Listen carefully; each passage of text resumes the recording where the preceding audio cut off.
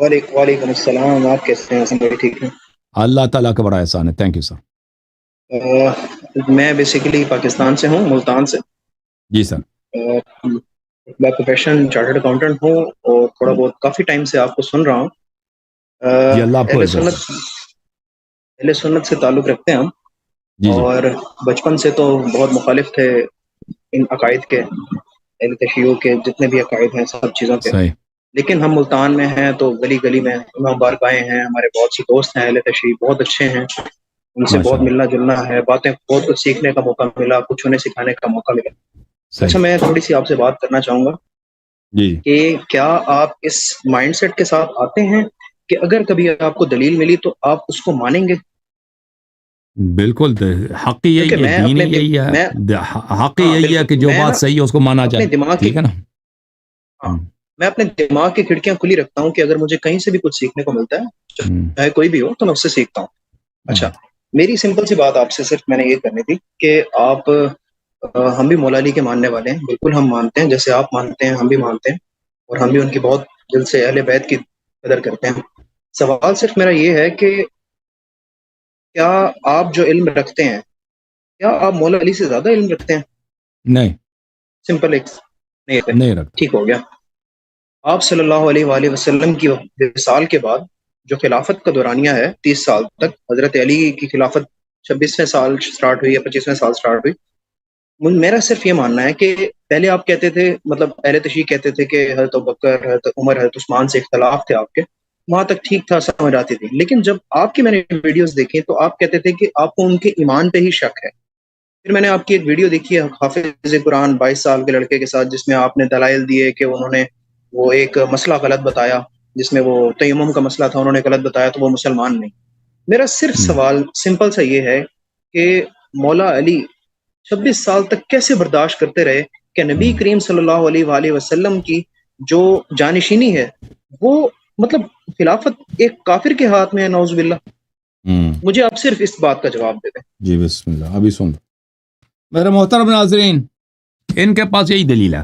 ان کے دلیل ہیں، اس دلیل کا ہم نے کتنی دفعہ جواب دیا؟ سینکڑوں دفعہ جواب دیا.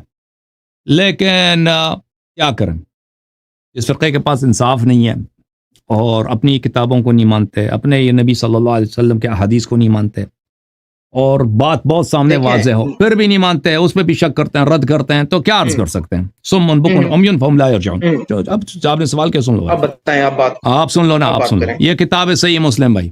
اچھا اچھا، سن لو. نہیں احترام کا جو نہیں نہیں نہیں نہیں نہیں نہیں نہیں، سن لے احترام یہ سن لینا بھائی. ہاں سن لے بھائی، یہ کوئی بے احترامی ہے؟ ہم کہہ رہے ہیں سن لے بھائی. یہ کتاب کون سی ہے بھائی؟ صحیح مسلم. بے احترامی ہے صحیح مسلم کی کتاب نکالنا؟ بے احترامی ہے؟ جی جی بے احترامی نہیں ہے. ٹھیک ہے صحیح مسلم. اچھا صحیح مسلم میں صدقی جمیل العطار نے تحقیق کی ہے، ابو الحسین مسلم ابن حجاج القشیری النیسابوری، چاپ دار الفکر. کتاب چھپی ہے سنہ 2010 دار الفکر بیروت میں. یہ کتاب ہے، باب ہے باب فی طاعت الامراء وان منعوا الحقوق. امراء کی طاعت واجب ہے اگرچہ وہ آپ پہ ظلم کریں اور آپ کے حق کو ضائع کریں. اچھا، اس میں جو یہ حدیث ہے 4678 مقررات کے ساتھ، حذف مقررات کے ساتھ 1847. آپ ہنس رہے ہیں کہ اس میں ہنسنے والی کون سی بات ہے بھائی؟ یہ حدیث پہلے آپ نے سنی ہے؟ والی بات نہ صرف مجھے اب سن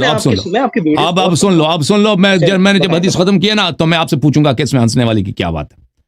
جی سر ضرور بتائیں. رسول صلی اللہ علیہ وسلم نے کی حدیث ہے حذیفہ بن الیمان سے، یکون بعدی ائمہ لا یہتدون بہدی. آپ نے کہا نا خلافت کافر کے پاس ہو تو کیسے برداشت کیا جاتا ہے؟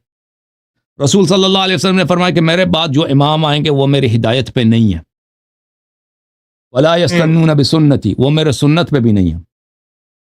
اور جو نبی صلی اللہ علیہ وسلم کے ہدایت پہ نہیں ہے، اس کے سنت پہ نہیں ہے، وہ مومن ہے یا فاسق ہے یا منافق ہے؟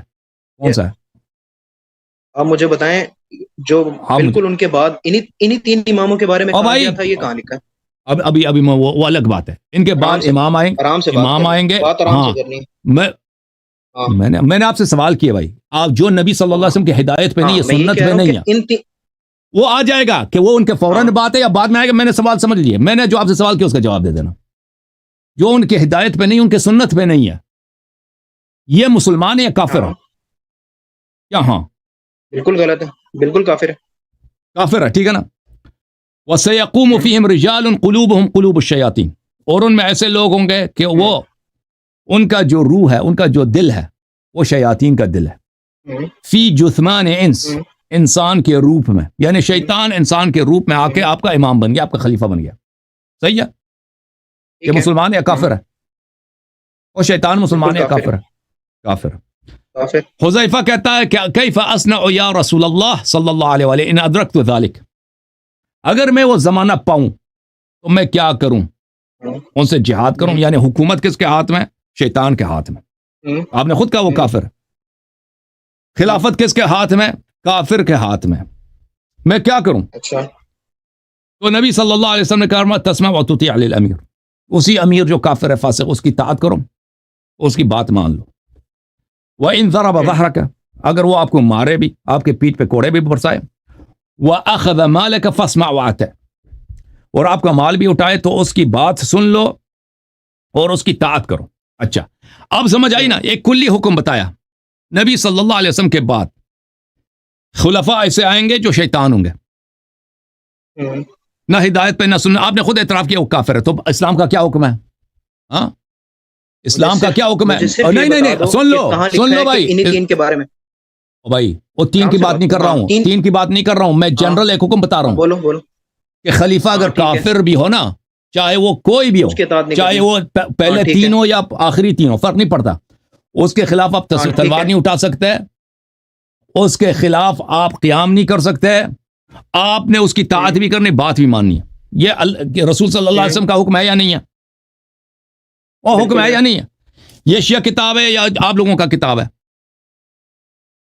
یار میں کیا تو ٹھیک ہے, آگے بتائیں.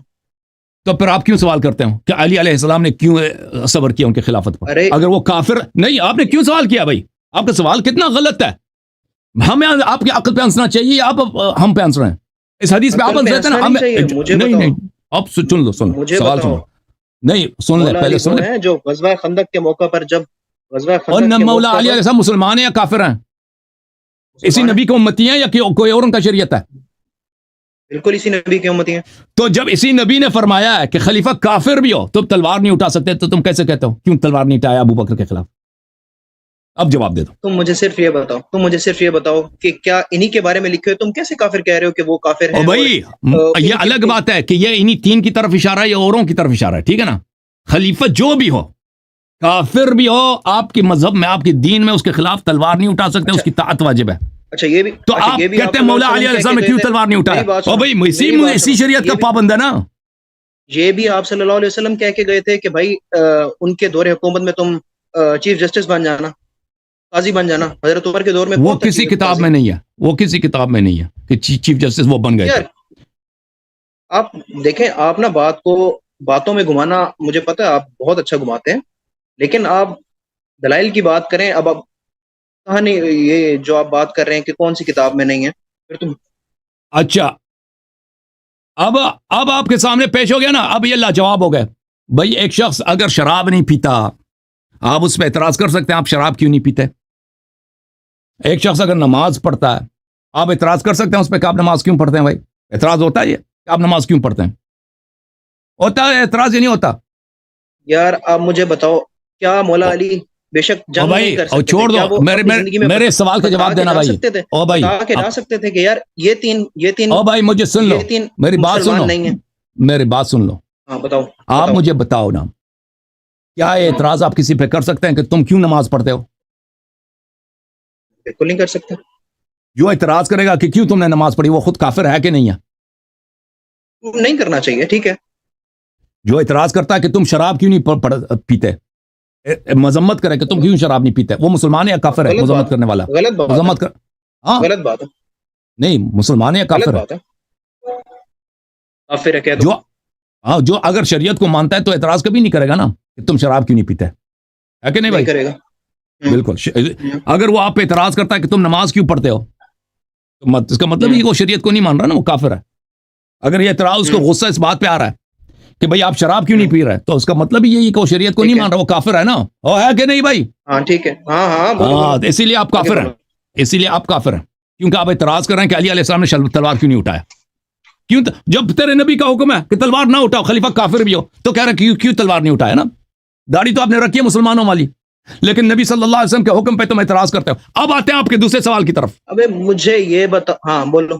اب ٹھیک ہے نا، آپ کا کفر ثابت ہو گیا نا کہ تم ہاں نبی صلی اللہ علیہ وسلم کے حکم پہ اعتراض کر رہے ہو کہ کیوں تلوار نہیں اٹھایا۔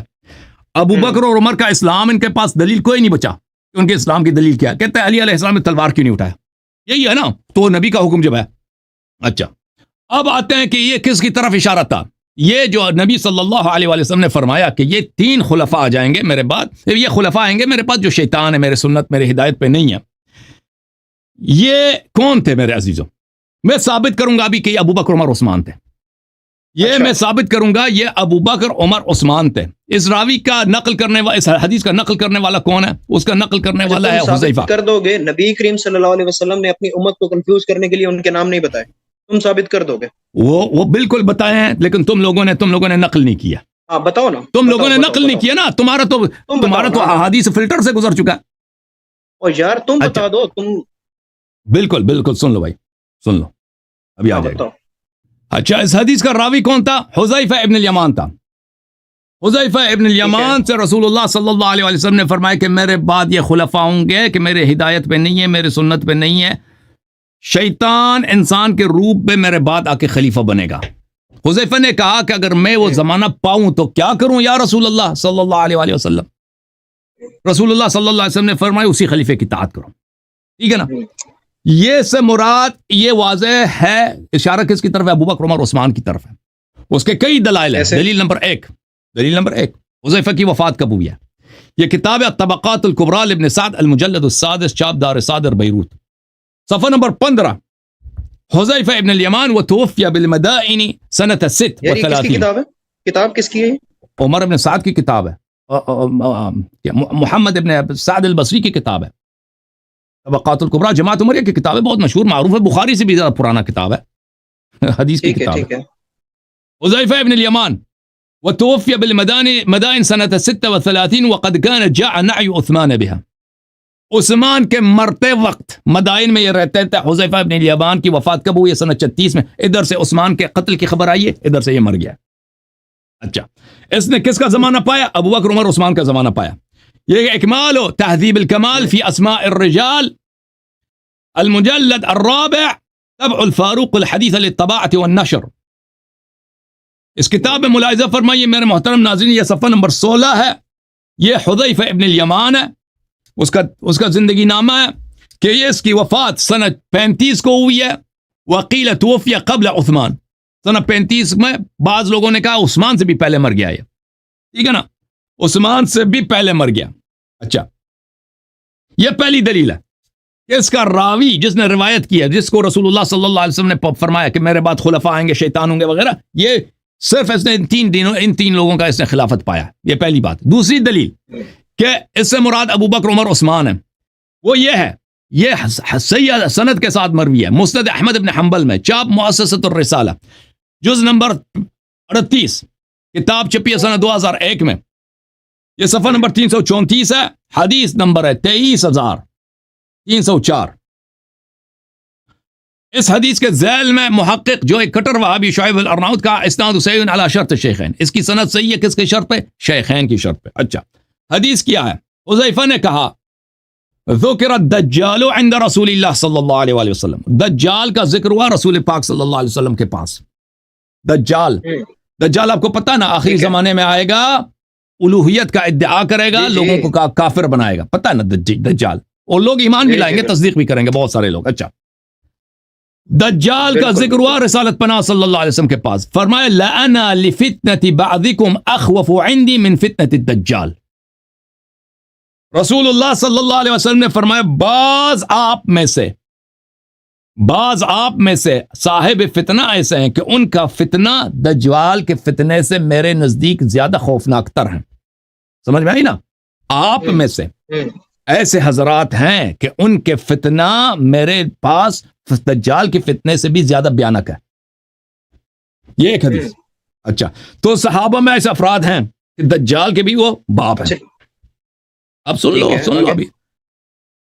ہاں بولو. پھر مسند احمد جلد نمبر 35 میں چاپ الرسالہ سنہ 1999 میں چھپی ہے. ہاں ہنس لو ابھی. لوگ آپ پہ ہنس رہے ہیں. ابو ذر سے روایت ہے کنت امشی مع رسول اللہ صلی اللہ علیہ وآلہ وسلم, میں رسول پاک صلی اللہ علیہ وآلہ وسلم کے ساتھ جا رہا تھا. لغیر الدجال اخوفنی علی امتی, فرمایا کہ میں دجال سے زیادہ غیر دجال سے اپنے امت پہ ڈرتا ہوں. پتہ ہے آپ کو دجال سے زیادہ غیر دجال ایسے افراد ہیں وہ زیادہ خوفناک ہیں, زیادہ ان کا فتنہ عظیم ہے. قالها ثلاثا, 3 دفعہ انہوں نے دہرایا کہ غیر دجال کا فتنہ دجال سے بھی بڑا ہے. میں نے کہا یا رسول اللہ صلی اللہ علیہ وآلہ وسلم, یہ غیر دجال کون ہے جو آپ اپنی امت پہ دجال سے بھی زیادہ ان کے فتنے کو بڑا سمجھتے ہیں, زیادہ بیانات سمجھتے ہیں؟ فرمایا ائمۃ مضلین, فرمایا وہ ایسے امام ہیں, ایسے پیشوا ہیں جو لوگوں کو گمراہ کریں گے. اسناد صحیح, حاشیہ نمبر 1, سند صحیح ہے بھائی. ایک حدیث میں فرمایا کہ وہ جو دجال سے زیادہ, اچھی طرح سے یاد رکھو, دجال سے زیادہ بیانک ہے, اس کا فتنہ بڑا ہے, وہ صحابہ میں سے ہے. دوسرے میں فرمایا وہ ہیں جو امامت کے مقام پہ خلافت کے مقام پہ پہنچیں گے. ہائے ہائے, وہ صحابہ جو امامت کے مقام پہ پہنچے, خلافت کے مقام پہ پہنچے. دجال سے بھی ان کا فتنہ زیادہ عظیم ہے. وہ کون ہے؟ ہاں وہ کون ہے؟ خلاف صحابہ میں سے سب تو خلیفہ نہیں بنے نا, 3 ہی خلیفہ بنے, 4 بلکہ. ایک ابو بکر ہے, ایک عمر ہے, ایک عثمان ہے, ایک معاویہ.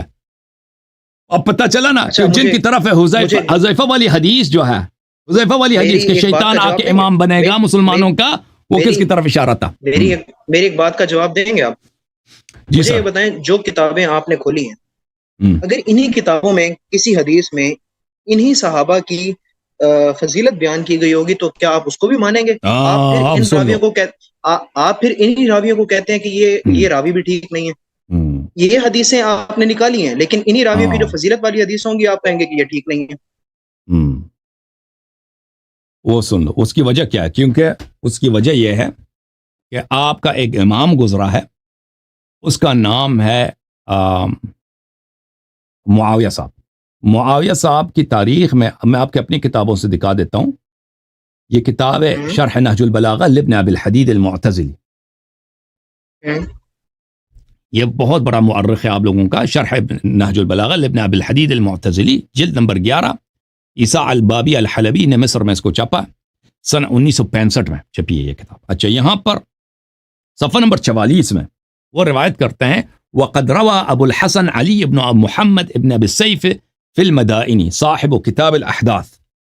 یہ ابو الحسن المدائنی, یہ بخاری, مسلم, احمد ابن حنبل, ان لوگوں سے بہت پرانا ہے, اور یہ ایک بہت بڑا محدث گزرا ہے, بہت بڑا مؤرخ گزرا ہے. اس کی کتابوں کی فہرست بہت طویل ہے, بہت بڑا عالم گزرا ہے, اور اکثر جو مثلا یہ اکابر ہیں ان کی کتابوں سے نقل کرتے ہیں.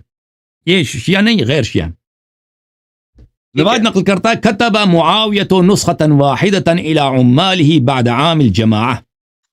معاویہ نے صلح امام حسن علیہ السلام کے بعد ایک خط لکھا, ایک کمانڈ لکھا, ایک فرمان لکھا اپنے تمام گورنروں کو, ان برئت الذمہ ممن روى شیئا من فضل ابی تراب و اہل بیتہ. کیونکہ وہ سمجھتا تھا ابو تراب کا جو لقب ہے یہ گالی ہے, یہ سمجھتا تھا بیوقوف. کہتا اس نے خط لکھا کہ جو بھی شخص ابو تراب یعنی علی ابن ابی طالب علیہ الصلوۃ والسلام امیر المؤمنین علیہ السلام کی فضیلت میں یا ان کے اہل بیت کی فضیلت میں کوئی حدیث نقل کرے تو اس کی ایسی کی تیسی, اس کا خون بھی مباح ہے, اس کا جان و مال بھی حدر ہے, ٹھیک ہے نا, اس کی کوئی پروٹیکشن نہیں ہے. اچھا, فقامت الخطباء فی کل کورۃ وعلی کل منبر یلعنون علیا ویبرؤون منہ ویقعون فیہ وفی اہل بیتہ. اس کا نتیجہ یہ ہوا کہ خطباء جتنے شہر تھے, جتنے گاؤں تھے, جتنے قبائل تھے, جو لوگ نماز جمعہ میں خطبہ دیتے تھے ویسے تقریر کرنی ہوتی تھی تو وہ کیا کرتے تھے؟ لعنت کرتے تھے امیر المؤمنین علی علیہ السلام کو اور ان کے اہل بیت کو اور ان کے شیعوں کو لعنت کرتے تھے. وَكَانَ أَشَدَّ النَّاسِ بَلَاءً حِينَئِذٍ أَهْلُ الْكُوفَةِ. اور اس دن سب سے زیادہ کس پہ سختی تھی؟ اہل کوفہ پر. لِكَثْرَةِ مَنْ بِهَا مِنْ شِيعَةِ عَلِيٍّ عَلَيْهِ السلام, کیونکہ وہاں پہ شیعہ بہت تھے. فَاسْتَعْمَلَ عَلَيْهِمْ زِيَادُ بْنُ سُمَيَّةَ وَضَمَّ إِلَيْهِ الْبَصْرَةَ. اچھا زیاد ابن سمیہ، زیاد ابن ابی جو ہے اس کو، جس کو اس نے اپنا بھائی بنایا تھا، اس نے کہا، معاویہ نے شہادت دی تھی، شاہد لے کے آیا تھا کہ میرے باپ ابو سفیان نے اس کے ماں کے ساتھ زنا کیا، اس لیے یہ میرا بھائی ہے. وہ بڑا مشہور ہے. اس کے باوجود مجھے تو پتہ نہیں ہے کون سی تاریخ ہے ان لوگوں کی. معاویہ کو پھر بھی حضرت معاویہ کہتے ہیں. جس نے ایک شخص کو اپنا بھائی رسول پاک صلی اللہ علیہ وسلم کی سنت کے خلاف، شریعت کے خلاف، بلے الولد للفراش وللآخر الحجر، اس نے، اور وہ بھی زیادہ بھی مان گیا کہ بھائی چپ کرو، ان چیزوں چپ کریں آپ بدتمیزی تم بدتمیزی کر رہے ہو. ہم آپ کے اوکے بھائی صاحب بدتمیزی نہیں کرو. ہم تمہارے عقل پہ ہنس رہے ہیں کہ معاویہ کو تم اپنا خلیفہ کہتے ہو، رضی اللہ کہتے ہو. یہ وہی معاویہ ہے. کیا کرتا تھا؟ اس کے کارناموں میں سے یہی کارنامہ ہے کہ زیاد ابن ابی کو اس نے کہا، کیا تاریخ شاہد ہے، اس نے کہا کہ میرے باپ نے اس کے والدہ کے ساتھ زنا کیا. یہ اپنے باپ کا آدمی نہیں، یہ میرے باپ کا آدمی. اس نے بھی مان لیا. اس نے شہادت دی، جی میں حرامی ہوں. ٹھیک ہے نا. تو اس کے ساتھ وہ زیاد ابن ابی سفیان کہلانے لگا. اور پھر کیا ہوا؟ تاریخ والوں نے کیونکہ کہا کہ نہیں، اس کی یہ شہادت ہم شریعت کے خلاف ہے، ہم اس کو زیاد ابن ابی ہی کہیں گے، اس لیے وہ زیاد ابن ابی کے نام سے مشہور ہے. بہرحال فَكَانَ يَتَّبِعُ الشِّيَعَ وَهُوَ عَارِفٌ بِهِمْ فَقَتَلَهُمْ تَحْتَ كُلِّ حَجَرٍ وَمَدَرٍ. تو وہ شیعہ زیاد کو اس نے عراق کا گورنر بنا دیا، اور وہ شیعوں کو جانتا تھا. تو اس نے شیعوں کو ہر پتھر اور ہر خاکستر کے نیچے پیدا کر کے اس نے قتل کرنا شروع کر دیا. وَأَخَافَهُمْ، ان کو بڑا، شیعوں پہ بڑا اس نے خوف طاری کیا. وَقَطَعَ الْأَيْدِيَ وَالْأَرْجُلَ وَسَمَلَ الْعُيُونَ، شیعوں کے ہاتھ کاٹتے تھے، شیعوں کے پیر کاٹتے تھے، اور شیعوں کے آنکھوں میں کھیل ڈالتے تھے، اندھا کرتے تھے اس طرح. وَصَلَبَهُمْ عَلَى جُذُوعِ النَّخْلِ، جو امیر المومنین علیہ السلام کا مخلص ہوتا تھا، شیعہ ہوتا تھا اور محبت کرتا تھا، اس کو پھانسی پہ چڑھاتا تھا، درختوں پہ سے لٹکاتے تھے. وَطَرَدَهُمْ وَشَرَّدَهُمْ عَنِ الْعِرَاقِ، ان کو عراق سے بالکل صفایا کر دی شیعوں کے اس نے. فَلَمْ يَبْقَ بِهَا مِنْهُمْ مَعْرُوفٌ مِنْهُمْ، شیعہ میں عراق میں شیعہ نہیں بچا، شیعہ سب قتل ہو گئے. وَكَتَبَ مُعَاوِيَةُ إِلَى عُمَّالِهِ فِي جَمِيعِ الْآفَاقِ، پھر معاویہ نے اپنے گورنروں کو سب ملکوں میں، سب علاقوں میں اس نے پیغام بھیجا، فرمان بھیجا. أَلَا أَلَّا يُجِيزُ لِأَحَدٍ مِّن شِيعَةِ عَلِيٍّ وَأَهْلِ بَيْتِهِ شَهَادَةً، اس نے کہا کہ کسی بھی کورٹ میں کسی بھی شیعہ کا اور اہل بیت علیہ السلام کی شیعہ کا شہادت قبول نہیں ہے، شہادت ان کا کسی کورٹ میں قبول نہ ہو. وَكَتَبَ إِلَيْهِمْ أن أنظروا من قبلكم من شيعة عثمان ومحبيه وأهل ولايته والذين يروون فضائله ومناقبه فادنوا مجالسهم وقربوهم وأكرموهم. گورنروں کو یہ خط بھیجا کہ تم دیکھو کہ آپ کے علاقے میں عثمان کے پیروکار کون ہیں، کون لوگ عثمان کی فضیلت میں حدیث نقل کرتے ہیں، ان کو مقام دے دو، ان کو اپنے قریب لاؤ، ان کو دربار میں اچھے تنخواہیں دے دو، ان کا اس طرح عزت کرو. وَاكْتُبُوا لِي بِكُلِّ مَا يَرْوِي كُلُّ رَجُلٍ مِّنْهُمْ وَاسْمِهِ وَاسْمِ أَبِيهِ وَعَشِيرَتِهِ. تو اور جو بھی عثمان کی فضیلت میں کوئی حدیث نقل کرے تو اس کا نام مجھے بھیج دینا، اس کا کس قبیلے کا آدمی ہے، کس کا بیٹا ہے، پھر میں اس کے لیے میں مزید انعام جو ہے میں دمشق شام سے بھیج دوں گا. فَفَعَلُوا ذَلِكَ، تو یہ گورنروں نے یہی کیا. تو اس کا نتیجہ کیا ہوا؟ حَتَّى أَكْثَرُوا فِي فَضَائِلِ عُثْمَانَ وَمَنَاقِبِهِ، عثمان کے بڑے فضائل بن گئے جی. کسی بھی حرامی کو اس کو دربار میں کام ہے، دربار میں سے اس نے پیسے لینے، اس نے فضیلت نقل کرنی ہے عثمان کی. تو اس طرح جھوٹے احادیث بڑھ گئے دنیا میں عثمان کی فضیلت میں. لما كان يبعثه اليهم معاویہ من الصلاة والكساء والحباء والقطاع، کیونکہ اب معاویہ کیا کرتا تھا، اچھے کپڑے دیتا تھا، سونے کے سکے دیتا تھا، باغات عطا کرتا تھا جو عثمان کی فضیلت میں حدیث نقل کرے. بھلے وَيُفِيدُهُ فِي الْعَرَبِ مِنْهُمْ وَالْمَوَالِ، کوئی عرب ہے کوئی غیر عرب ہے، پرواہ نہیں عثمان کو، جو عثمان کے معاویہ کو کوئی پرواہ نہیں، عثمان کی فضیلت میں حدیث نقل کرے اس کو پیسے دیتے تھے، باغات دیتے، جائیداد دیتا تھا، تو اس کے فضائل بڑے بن گئے. فَكَثُرَ ذَلِكَ فِي كُلِّ مِصْرٍ من مصر وتنافس في كل مصر وتنافسوا في المنازل والدنيا. تو یہ ہر شہر میں عثمان کی فضیلت بہت بڑھ گئی، عثمان ایسا ہے، عثمان ویسا ہے، ذوالنورین ہے، پتہ نہیں کیا کیا. اچھا تو کس لیے کہ لوگ دنیائی منازل مانگتے تھے، دنیا میں پیسے چاہیے تھا لوگوں کو، فليس يجيء أحد مردود من الناس عاملا من عمال معاوية فيروي في عثمان فضيلة أو منقبة إلا كتب اسمه وقربه وشفعه. تو عثمان کے کسی گورنر کے پاس کوئی بھی شخص جاتا، اگر وہ ایک حدیث نقل کرتا نا عثمان کی فضیلت میں، معاویہ کے کسی گورنر کے پاس جاتا، عثمان کی فضیلت میں حدیث نقل کرتا، اس کا نام لکھ لیتا لسٹ میں، اس کو بڑا منزلت دیتے تھے، اس کی عزت کرتے تھے، اس کو جائیداد وغیرہ دیتے تھے. فلبثوا بذلك حینا، یہ بہت سال اسی طرح گزرتے رہے، کچھ سال اس سے گزر، کیونکہ معاویہ کی خلافت جو ہے 20 سال ہے، ٹھیک ہے نا، بہت سال اسی طرح گزرا. ثم كتب الى عماله ان الحديث في عثمان قد كثر وفشى في كل مصر وفي كل وجه وناحيه. پھر عثمان نے، معاویہ نے خط لکھا بھائی گورنروں کو، بس کرو، بس یہ عثمان کی فضائل بہت بڑھ گئے ہیں بھائی، اب ہم مزید عثمان کی فضائل نہیں چاہیے ہمیں، یہ ہر شہر میں اس کے بڑے فضائل نقل ہوتے ہیں.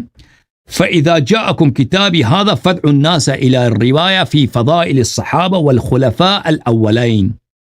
اب میری جو خط آپ کو پہنچے، اب آپ نے حدیث نقل کرنی ہے صحابہ کی فضیلت میں اور پہلے جو 2 خلیفہ ہیں ان کی فضیلت میں. ولا تتركوا خبرا يرويه احد من المسلمين في ابي تراب الا وتاتوني بمناقض له في الصحابه. پھر اس نے حکم یہ دیا معاویہ نے کہ جو بھی فضیلت علی علیہ السلام کے لیے نقل کی جاتی ہے مسلمانوں میں، حدیث کا کوئی ہے، اس کے مقابل میں صحابہ کے لیے اسی طرح کی حدیث بنا کے لے کے آؤ، اسی طرح کی حدیث روایت کروا لو میرے لیے، صحابہ کے لیے. فإن هذا احب الی واقر لعینی، یہ مجھے عثمان کی فضیلت سے یہ مجھے زیادہ پسند ہے. جو علی علیہ السلام کے جو فضائل ہیں اس کے مقابلے میں صحابہ کے لیے فضائل تم بناتے جاؤ، لوگوں سے بنوا دو. یہ میرے دل کے ٹھنڈک اور میرے دل کی خوشی اور میرے آنکھوں کی ٹھنڈک کا سبب ہے. وَأَدْحَضُ لِحُجَّةِ أَبِي تُرَابٍ وَشِيَعَتِهِ، یہ جو ہے ابو تراب علیہ السلام امیر المؤمنین علیہ السلام کے حجج امامت اور ان کی افضلیت کو توڑنے کے لیے بہت کارمند ہے، بہت فائدہ مند ہے، اور ان کے شیعوں کو بھی، یہ حجج کو، ان کی شیعوں کے دلائل کو بھی توڑنے میں بڑا فائدہ مند ہے. وَأَشَدُّ عَلَيْهِ إِلَيْهِ مِن مَنَاقِبِ عثمان وفضله، اور شیعوں کو توڑنے کے لیے یہ صحابہ اور شیخین کے لیے جو تم حدیث نقل کرو یہ زیادہ مفید ہے. عثمان کے فضائل تو بہت بڑھ گئے ہیں. فَقُرِعَتْ كُتُبُهُ عَلَى النَّاسِ، یہ اس معاویہ کے جو لیٹر تھے یہ لوگوں کو نماز جمعہ وغیرہ میں درباروں میں پڑھا گیا، اعلان کیا گیا کہ بھائی اب جو ہے ہمیں صحابہ اور شیخین کی فضیلت چاہیے. جو حدیث لے کے آئے گا نا، جو بھی حدیث علی علیہ السلام کے لیے اس کے مقابلے میں شیخین کے لیے لے کے تمہیں انعام ملے گا بڑا.